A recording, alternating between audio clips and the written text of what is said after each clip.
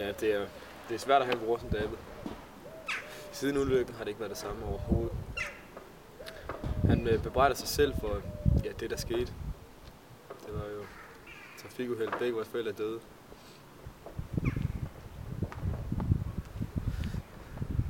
Han ville køre bilen. De sagde, de ville tage en taxa, men David insisterede på at køre dem hjem. Da jeg fik beskeden, jeg var selvfølgelig i chok.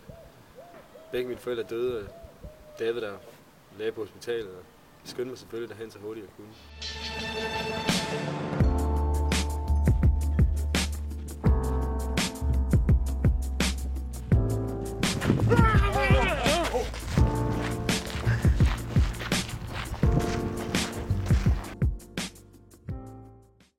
Ja, i dag har jeg så lovet David, at vi skal på en tur på Burger King, hvor vi så kører i min bil.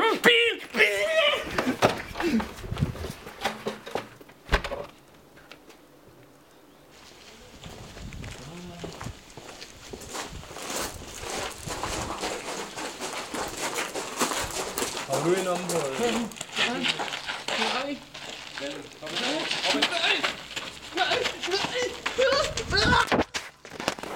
Ja, han kommer tilbage. Vi skal bare have noget bind for øjnene. Nogle gange virker det, nogle gange virker det ikke. Ja, nu må vi jo bare vente til han kommer tilbage. Det sker ikke så tit, så... Nå, der er David. Ja, prøv at... Ja. Her, prøv at tage det på.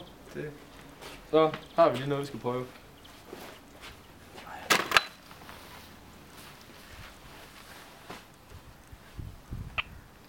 Nå, skal vi komme afsted? Kom David.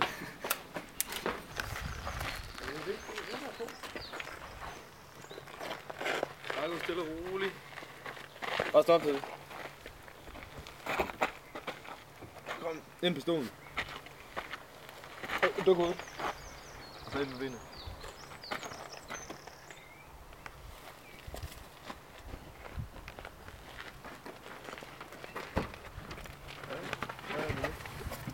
Hvad var det?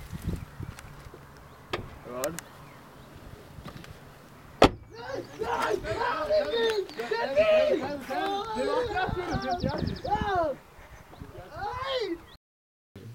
David, jeg har tændt i radioen. Ja, okay. Hvad er det? Det er bare massagestolen. Når jeg skal have lidt fred, så får børnene og konen en pose perler. Tænk en gang, det kan I hygge sig med i flere timer. Hvad så tøser? Hygger I jer? Du kan tro, vi hygger os.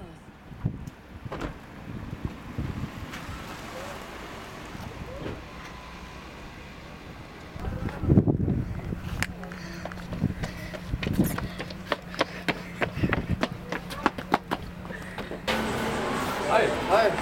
Jeg skal nok have det. Cheeseburger! Rolig. Ja, bare en enkelt. Ja. Vi har 13 år.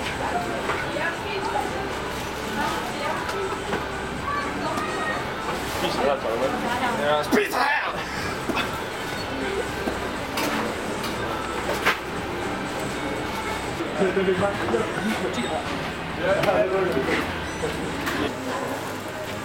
Nu kan det godt være lidt spændende at købe ind med David. Kommer på det særste tidspunkt i flips.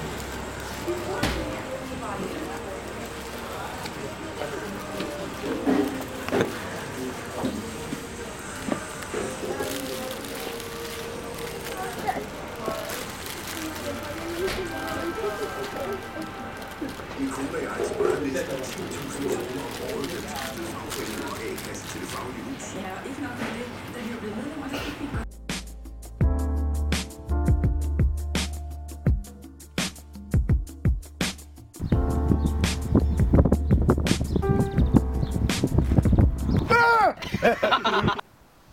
Og lægerne, de kan heller ikke stille nogen diagnose.